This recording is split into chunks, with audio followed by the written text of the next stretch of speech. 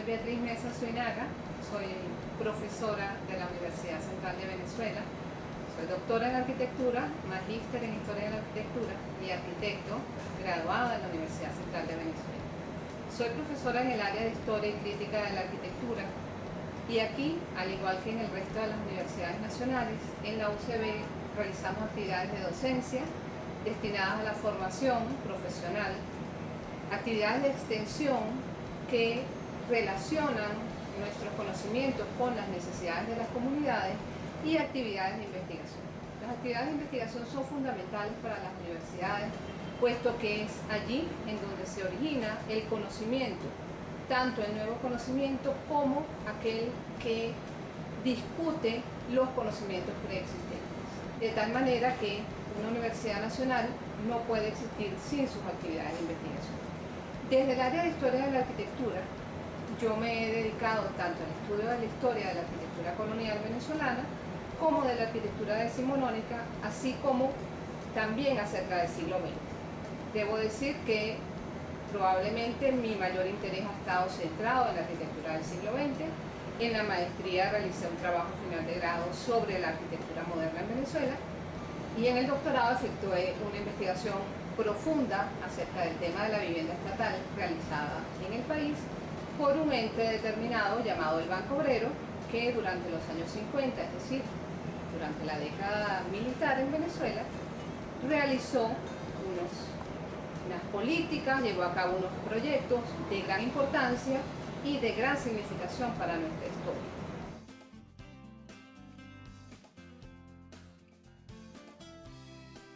¿Por qué es importante hablar, conocer, discutir acerca de unos temas que para el día de hoy ya cuentan con más de 60 años de existencia? Porque un tema como el de la vivienda, el déficit de vivienda, sigue estando presente hoy en día en nuestro país, probablemente con mayor gravedad de la que estuvo durante mediados del siglo XX, y todas las experiencias que podamos estudiar, que podamos conocer, que podamos entender acerca de este tema, probablemente podrían contribuir a facilitarnos el explicarnos nuestra situación actual, posiblemente hallar unas respuestas o unas propuestas que podamos aplicar el día de hoy. Por tanto, el tema de la investigación en el área de la historia no tiene que ver únicamente con lo que ocurrió en el momento pasado, sino con las repercusiones de esos hechos en nuestra era actual. Cuando hablamos del Banco Obrero, hablamos de un ente que fue creado en el 1928 por ley de 30 de junio, cuya única función era facilitar a los obreros pobres la adquisición de casas de habitación baratas e higiénicas. Este ente, que en principio tenía un carácter únicamente financista, va a ir cambiando, evolucionando a lo largo del tiempo, y ya por ley de 1941 el Banco Obrero estaba encargado por ley de dotar a todos los habitantes del país de una vivienda adecuada, de una vivienda con las condiciones sanitarias mínimas. Cuando en 1951 encontramos que el régimen militar en el poder, con la figura fuerte de Marcos Pérez Jiménez, constata que mediante el Censo Nacional de Población realizado en diciembre de 1950, las condiciones de habitabilidad del país eran precarias, puesto que un país con un poco más de 5 millones de habitantes y con unas 800.000 viviendas en total, un 48% de esas viviendas eran calificadas como ranchos, es decir, como estructuras provisionales con paredes de bahareque, techos de palma y pisos de tierra, y sin ningún tipo de estructura sanitaria. Ante este hecho, un régimen que predicaba la doctrina del nuevo ideal nacional, una doctrina en donde estaban implicados ideas de positivismo, del progreso, ideas referidas a la modernización bajo la figura de un gendarme necesario, en este caso representado por los entes militares. Este nuevo ideal nacional trataba también de transformar racionalmente el medio físico. En este sentido, la intervención en el territorio y las ciudades es fundamental, y vamos a recordar que en estos años 50 Venezuela es un país con una gran cantidad de dinero procedente de las explotaciones petroleras, lo cual le permite a este régimen militar intervenir en diferentes áreas de la sociedad, entre ellas el tema del territorio mediante las obras públicas. Si unimos estas ideas de pensamiento con esta disponibilidad monetaria y también con las necesidades que ya habían quedado evidentes en este censo nacional de población, vamos a encontrar que el Banco Obrero va a prestarse a intervenir en esto, y en mayo de 1951 se va a crear una dependencia técnica llamada el Taller de Arquitectura del Banco Obrero, que estaba encabezado por uno de los arquitectos más conocidos de nuestro siglo XX, estamos hablando de Carlos Raúl Villanueva, quien va a dirigir a una serie de profesionales nacionales y extranjeros con el propósito de, primero, proponer un plan nacional de la vivienda y segundo, realizar los proyectos necesarios para que ese plan se llevara a cabo. Cuando encontramos que este ente, que es el Banco Obrero, va a disponer entonces de dinero, del apoyo del gobierno central, pero también de una dependencia técnica, se va a presentar en julio de 1951 el Plan Nacional de la Vivienda 1951-1955. Este plan hablaba acerca de que en este tiempo, es decir, en estos 4 años, se construirían 12.185 viviendas en 15 ciudades del país. Si lo vemos numéricamente, parecería que es una cifra estimable, respetable, pero si lo contrastamos con las 400.000 viviendas que habían sido calificadas como ranchos en el censo de 1950, nos damos cuenta que hay un fuerte desbalance entre lo que se requería y lo que el Banco Obrero, que era el principal ente dedicado al tema de la vivienda, podía ofrecer. Sin embargo, el Plan Nacional se empieza a ejecutar casi que de inmediato. Se va a contar con recursos, se va a contar con los proyectos, se va a contar con los terrenos en diferentes ciudades. Pero sin embargo, cuando en 1953, es decir, ya ha transcurrido por lo menos 2 años de este plan, que debía haber cumplido 3.000 viviendas por año, nos encontramos con que el Banco Obrero apenas podía disponer de 3.900 viviendas. ¿Qué es lo que esto va a significar? Pues que evidentemente el Plan Nacional no cubre ni siquiera sus propias expectativas. Y esto va a llevar a que el Banco Obrero cambie sus directrices, apoyado por el gobierno central, pero también en una serie de estudios que la Gobernación del Distrito Federal y el propio Banco Obrero habían efectuado a finales de 1953 y que habían revelado que en Caracas, la capital nacional, había en este momento unos 53.000 ranchos. Es decir, que la ciudad capital, que contaba con un poco más de 800.000 habitantes, un 38% de esos habitantes vivían en zonas de ranchos, en zonas marginales, en las orillas de las quebradas, en algunas colinas alrededor de la ciudad, careciendo totalmente de elementos de infraestructura sanitaria. Estamos hablando de falta de acueductos, de falta de cloacas, de falta de drenajes de agua de lluvia. Y ante esto, ¿qué es lo que se va a proponer el régimen militar? El régimen militar va a tomar como el principal enemigo las zonas donde se hacinaban estas viviendas marginales y se va a proponer la eliminación de las mismas. En la ciudad más importante del país, pues vamos a recordar que estos años 50 también son los años cuando los procesos de modernización del país ocurren en todos los ámbitos y particularmente en el campo urbano. Caracas es la ciudad que va a sufrir las mayores transformaciones, las mayores modificaciones en términos perentorios, y esta imagen de una serie de ranchos existentes en las colinas de la ciudad era totalmente incompatible con la prédica del nuevo ideal nacional y con esta idea de transformación racional del medio físico. Entonces vamos a encontrar que en 1954 se va a proponer el programa extraordinario Cerro Piloto. Este programa, también llevado a cabo por el Banco Obrero y por sus arquitectos, se enfocó absolutamente en la ciudad de Caracas. Por este plan, que tenía varias etapas, se iban a desalojar varias zonas de ranchos en la ciudad, se iban a demoler esos ranchos y se iban a levantar unos edificios de alta densidad y gran altura, edificios que nosotros conocemos comúnmente como superbloques y que están referidos al modelo de la unidad de habitación que se erige en Marsella entre 1947 y 1952 con el modelo del arquitecto suizo Le Corbusier. Un modelo que este arquitecto había ido trabajando desde principios del siglo y que encuentra en la segunda posguerra la oportunidad de ser materializado. Este es entonces el paradigma hacia el cual se dirigen los arquitectos del Tao, y vamos a ver que este plan de 1954 va a construir 40 superbloques en 7 zonas diferentes. Estamos hablando de Altos de Cútira, estamos hablando de Lomas de Urdaneta, de Lomas de Propatria, de La Vega, de Artigas, de Cotiza y de Atlántico Norte, es decir, estamos hablando sobre todo de la zona oeste de la ciudad de Caracas, y allí entonces estos 40 superbloques de 15 pisos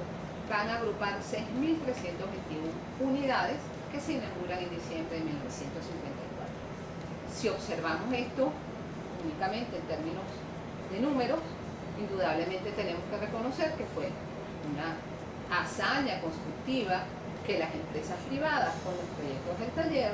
pudieran llevar a cabo estas realizaciones en tan corto tiempo. Sin embargo, otra vez tenemos que referirnos a lo que significaba la demanda real. 6.321 apartamentos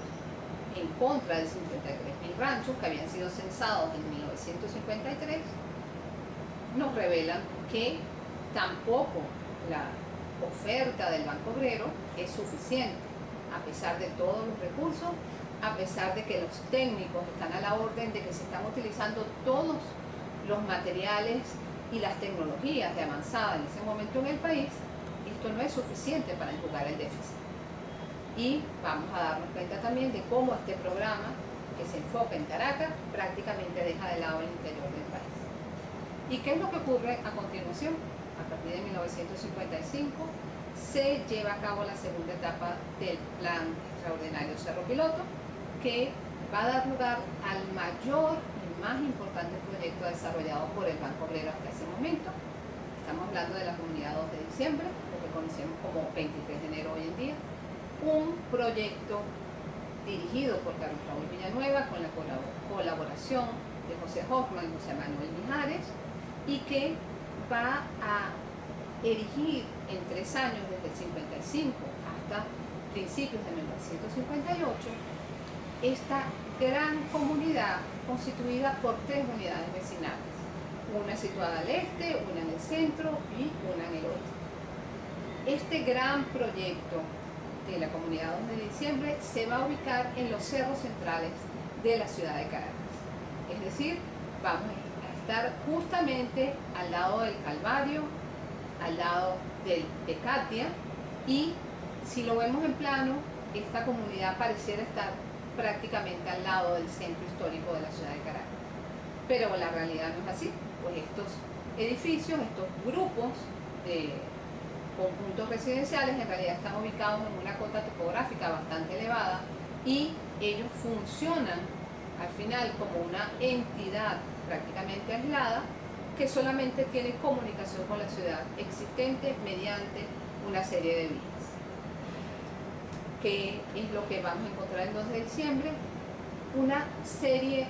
de etapas, como ya dije. La primera etapa hacia el este, en donde tenemos una serie de superbloques organizados de manera paralela, muy estricta, tal como lo señalaba la ortodoxia de la arquitectura moderna. Y estos edificios altos, también de 15 pisos y 150 apartamentos, se van a mezclar con una serie de edificios bajos de 4 y 5 pisos, y esta vez sí aparecen servicios comunales y servicios públicos que no habían aparecido en Cerro Piloto. Pues una de las características que encontramos en los conjuntos de Cerro Piloto es que precisamente se trata de una serie de bloques que se colocan en determinadas zonas de la ciudad, pero que carecen de escuelas, carecen de centros de servicios, carecen de mercado, cosa que no ocurre en 2 de diciembre. Vamos a ver que la segunda etapa, que es la zona central, también hay un cierto respeto de ese orden, pero que ya en la tercera etapa, que está construida hacia el oeste, en una zona muchísimo más difícil en términos topográficos, en unas terrazas muy estrechas, van a empezar entonces a aparecer una serie de superbloques dobles y triples que apenas pueden relacionarse entre sí debido precisamente a estas difíciles condiciones del terreno. El 2 de diciembre es indudablemente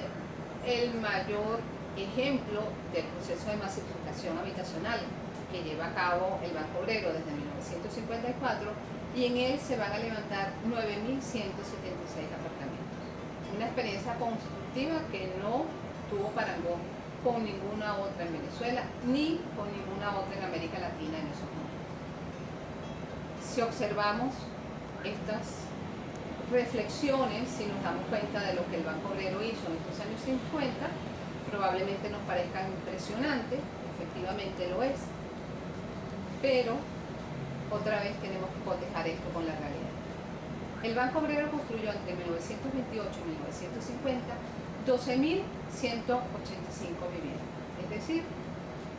poco más de 500 viviendas por año.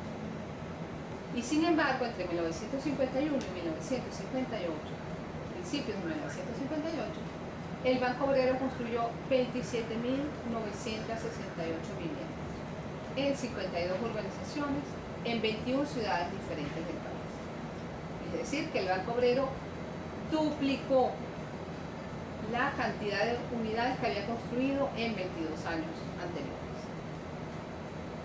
Estas cifras nos llaman evidentemente la atención acerca de lo que fue este proceso, pero tenemos que hacer también una serie de aclaratorias. De esas unidades, de esas casi 28.000 unidades, 75% de ellas estaban en Caracas.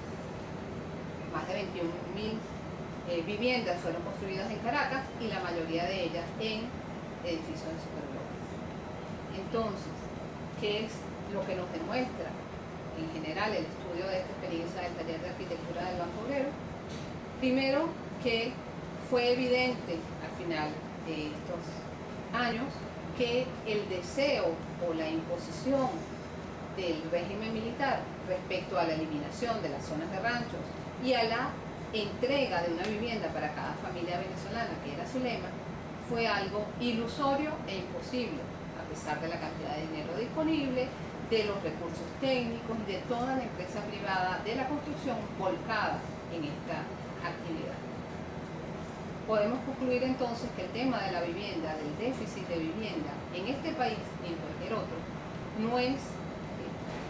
solucionable únicamente por una decisión unilateral de un gobierno. En ello tienen que participar los interesados, pero también hay que atender a otros temas, aparte de los recursos técnicos y los recursos financieros, como es la condición o la necesidad de que los recursos de una sociedad estén mejor distribuidos, que les permitan a las personas acceder a una vivienda habitable con los mínimos de sanidad, y que también esas condiciones sean de una distribución equilibrada y posible para todos los habitantes.